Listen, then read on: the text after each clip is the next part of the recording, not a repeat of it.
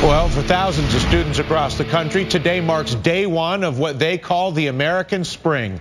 This, the scene captured by pictures uploaded to Twitter as students across America protested and rallied on college campuses against rising tuition and decreasing quality and job placement. It is a debt for diploma system that is failing our students precisely where our greatest opportunity as a country lies, with the passion and incredible opportunities that are in our youth. Check out this statistic. The U.S. education system now ranks 48th in the world in the subjects of math and science at a time when the rate of change is the highest it has ever been in the world's history when it comes to solving things in engineering. A poor performance that our specialist says we must address in order to capture those engineering leaps, those science leaps that are happening now at a pace that we could only have imagined a few years ago.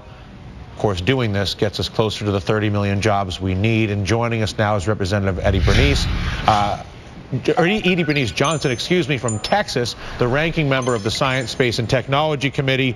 Why are you supportive of the protests on the cost of education, Congresswoman? I'm supportive because every young person needs access to a good quality education, and the prices have gone up, and the quality has gone down.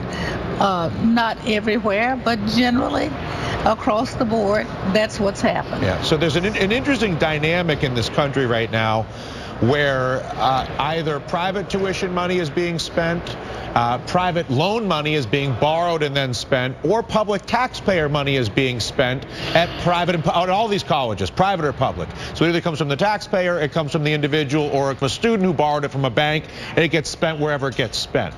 At the same time, and those prices are going up, we all know it.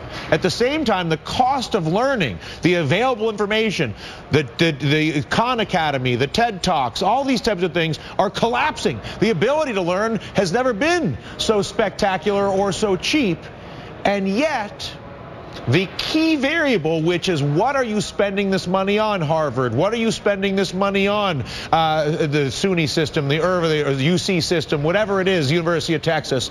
The students, the banks, and the taxpayer are not given transparency as to what the money is spent on that the schools are given. Why is that?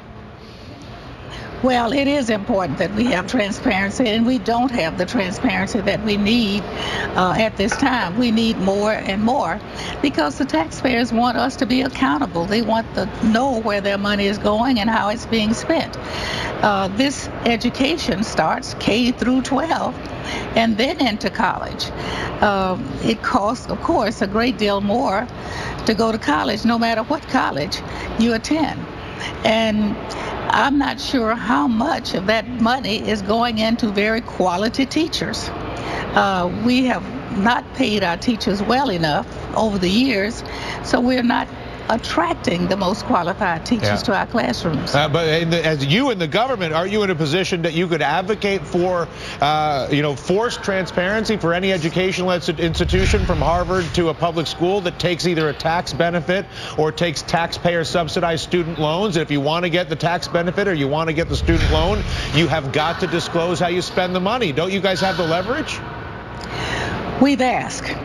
We don't have the leverage that we'd like to have because we have many representatives of these institutions that lobby against having a great deal of transparency.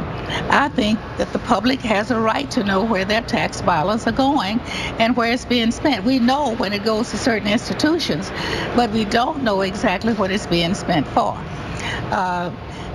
However, we've tried to make corrections in the system by changing the way the loans can be made to our students, cutting down some of the interest because the students get out of college now and they owe $40,000 or $50,000 and they can't get a job.